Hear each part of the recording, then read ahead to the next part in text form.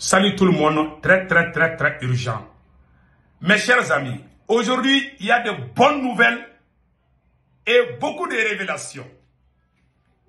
La première bonne nouvelle aujourd'hui, l'armée malienne, l'armée burkinabé et l'armée nigérienne viennent de faire des victoires incroyables, des opérations aéroterrestres. Les nouveaux drones du Mali là, sont en train de faire des choses incroyables. Après, je vais vous montrer les images tout de suite. Et en deuxième position de cette vidéo, mes chers amis, le président Assimi Goïta a initié une idée de dialogue intermalien. Donc, le président Assimi Goïta a initié le dialogue intermalien. On va parler de ça après. Donc, mes chers amis, nous allons partir avec les opérations aéroterrestres. Vraiment, l'armée malienne a bien travaillé aujourd'hui. On va vous montrer les images tout de suite. Attendez une seconde. Voilà, on a téléchargé les images ici. Voilà, voici l'opération. Les touristes commencent même à fuir là.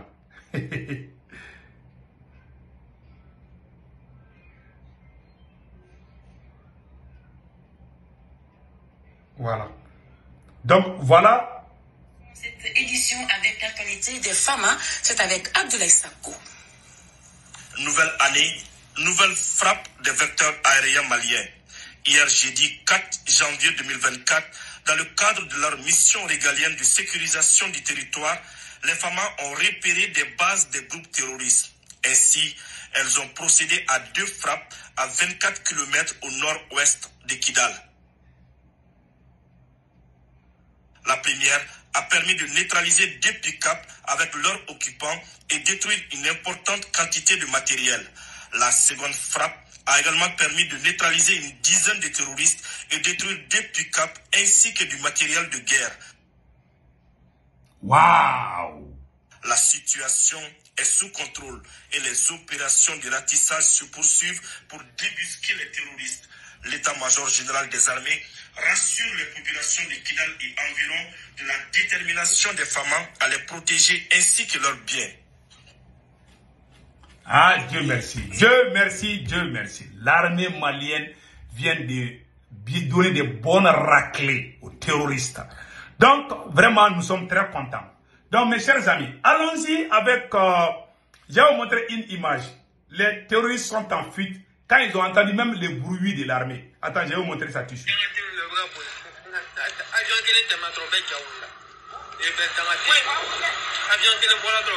Voilà. Il est en train de dire en Bambara que quand un avion a apparu seulement, les touristes ont commencé à fuir. Voilà. Voilà. Donc voilà des images vraiment. Et le Burkina Faso aussi, il y a eu des opérations aéroterrestres. Plusieurs bases terroristes ont été détruites par la puissance de feu de l'armée burkinabé. Au Mali aussi, plusieurs bases terroristes ont été détruites par la puissance de feu des FAMA. Ah, c'est fini pour les terroristes. Nous disons vraiment bravo à nos champions, vraiment nos soldats, les FDS et VDP du Burkina Faso, bravo à vous, vraiment. Peuple du Burkina Faso, peuple du Mali et peuple du Niger, qu'Allah le Tout-Puissant nous guide vers le bonheur. Bientôt, c'est la fin de la pauvreté au Sahel. Ça, je vous garantis. L'AES va devenir la première puissance économique, la première puissance militaire bientôt. Je vous garantis ça aujourd'hui. Inch'Allah. Donc, mes chers amis, c'était du côté de l'armée. Nous venons d'apprendre une autre bonne nouvelle là. Je vais vous montrer ça tout de suite. Le président, le Burkina Faso, érige son consulat général en ambassade résidence au Niger. Allahu Akbar. Nous disons merci au président Ibrahim Traoré. Donc, le Conseil des ministres a décidé vendredi de l'érection du consulat général du Burkina Faso en République du Niger en ambassade résidente à April-Laïbi. Selon le gouvernement burkinabé, cette mesure vise à consolider les liens sécuritaires entre les 2 pays, la coopération et à défendre davantage les intérêts de quelques 8 000 Burkinabés qui résident, 800 000 Burkinabés qui résident au Niger.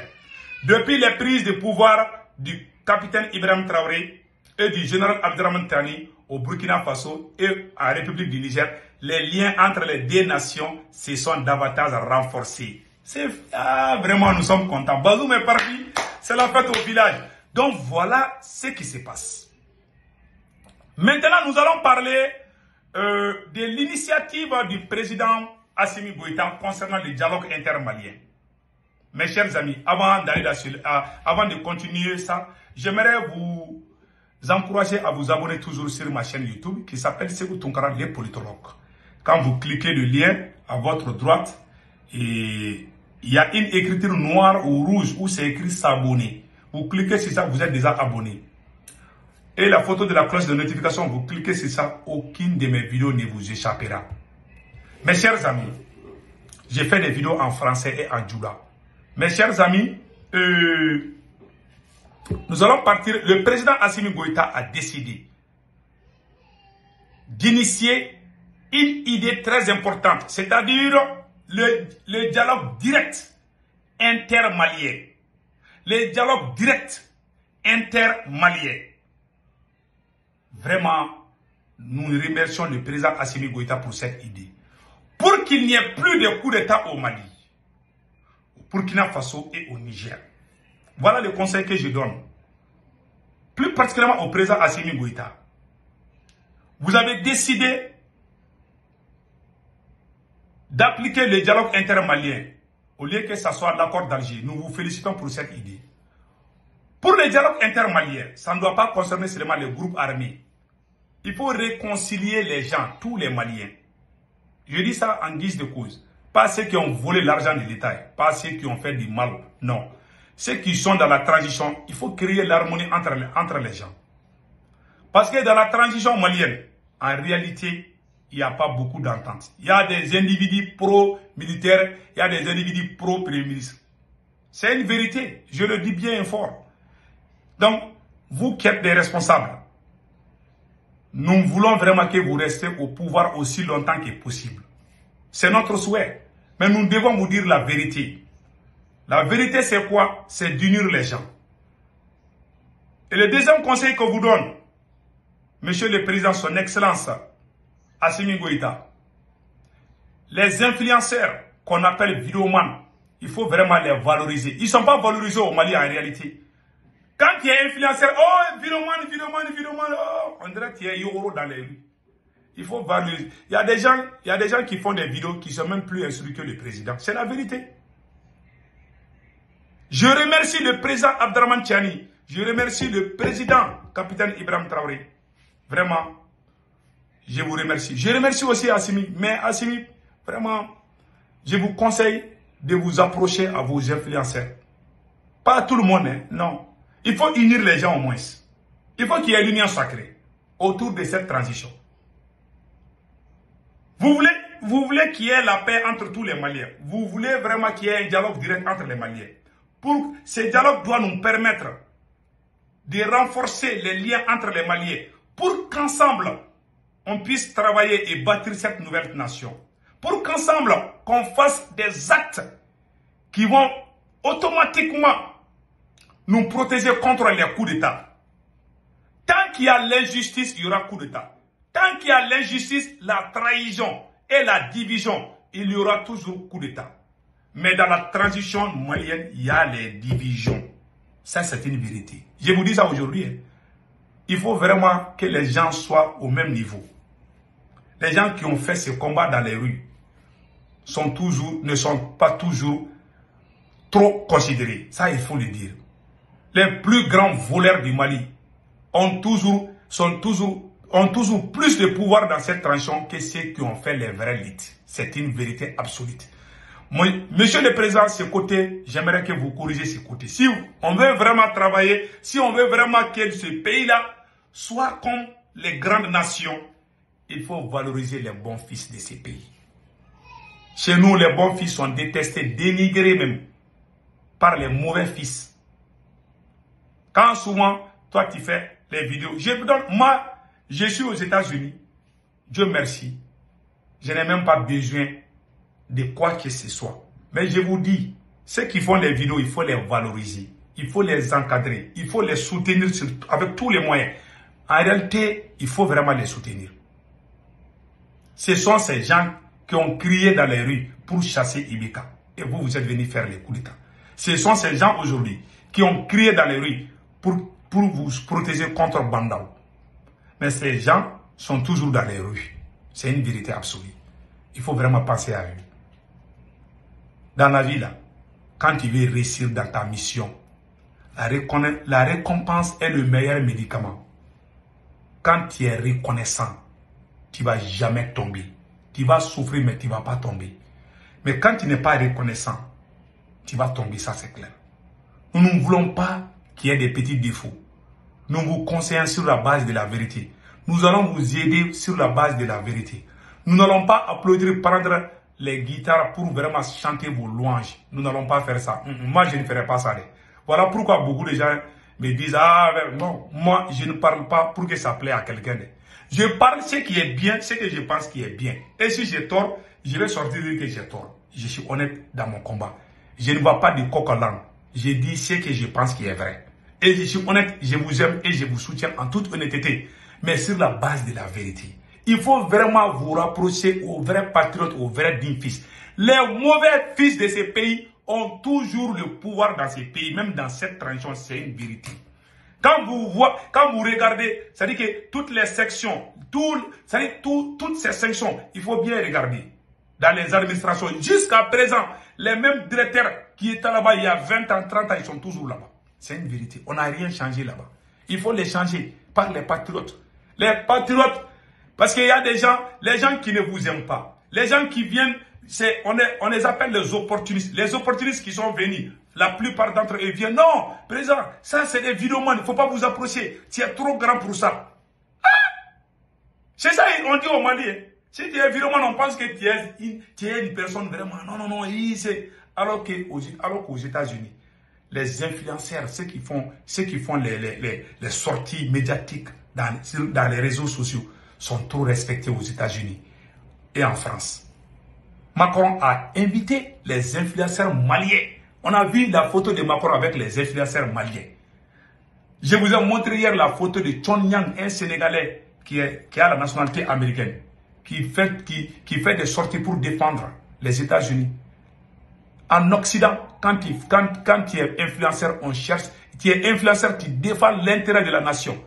Ce sont les leaders de ces grandes nations qui te cherchent parce que tu es utile. Mais en Afrique, on te détruit. En Afrique, on te regarde et puis on rit de toi. On te prend comme un comédien. Alors que tu es là à te battre. Tu es là à risquer ta vie pour la nation. Quelqu'un qui risque sa vie pour toi, tu n'as pas de prix à payer à cette personne. Cette personne, tu ne peux pas lui payer. Même avec des milliards, tu ne peux pas lui payer. Mais chez nous, on pense qu'on peut même payer Dieu. Ça, c'est une vérité. Donc, mon cher président, je vous aime, je vous adore. Travaillez avec ceux qui aiment le Mali. Il ne faut jamais claniser le pouvoir. Je donne ce conseil aux trois près. Si vous clanisez le pouvoir, ça veut dire qu'il y aura toujours coup d'État. C'est une vérité. Vous voyez pourquoi il n'y a pas de coup d'État en Iran? Il n'y a pas de coup d'État au Venezuela. C'est parce que ces dirigeants ont partagé le pouvoir avec les vrais dignes fils. Ils ont fait la sélection des patriotes. Si vous faites la sélection des patriotes, ces vrais patriotes qui ont l'amour de la patrie, ils vont sensibiliser les gens vers les bons chemins. Mais si vous ne faites pas cela, vous amenez vos parents, vos proches qui ne connaissent rien et laissez les patriotes, le pays va sombrer encore tôt ou tard. Les patriotes, ce sont eux à travers leurs sorties médiatiques qui peuvent sensibiliser la population. Si vous les approchez, vous les entretenez, vous les donnez les moyens nécessaires, c'est bien pour là. Il y a des avantages que vous aurez. Non seulement c'est bien pour l'image du pays, deuxièmement, ça va sauver votre régime aussi. Mais chez nous, quand tu es influenceur, les opposants des régimes vont te prendre comme un comédien. Alors que tu es quelqu'un d'important. On doit te respecter. C'est une vérité absolue. Donc, mes chers présidents du Mali, du Burkina et du Niger, c'est le conseil que j'ai à vous donner. Il ne faut jamais claniser le pouvoir. Il faut accepter de partager. Il ne faut pas dire que nous sommes des soldats. On va mettre partout les soldats. Et les civils, là, non, c'est méfie. Les premiers qui vous trahissent, ce sont les militaires comme vous. Je vous dis ça aujourd'hui. Il faut mélanger. Il faut accepter les vrais patriotes civils. Mélanger même avec les militaires. Mais il ne faut pas tout faire, tout militaire. Il ne faut pas faire même 60% militaire. Sinon, ça va se retourner contre vous. C'est une vérité que je vous dis. C'est un conseil que je vous donne aujourd'hui. Ce n'est pas civil qui va faire le coup d'état, c'est militaire. Donc, il faut accepter le partage du pouvoir. Il ne faut pas dire que nous, on a fait un coup d'état, c'est pour nous. C'est nous qui allons faire ce qui est bien pour nous. Il faut souvent considérer vos camarades d'élite. Vos camarades d'élite ne sont pas seulement les militaires. Il y a les civils aussi. Ceux qui sont sortis dans les rues là, s'ils n'étaient pas sortis là, je vous jure, les gens que vous avez chassés là, soutenus par la France, ils allaient vous chasser. Donc, il faut vraiment valoriser ces gens. C'est des conseils. Donc, passez excellent week-end. Ciao, ciao.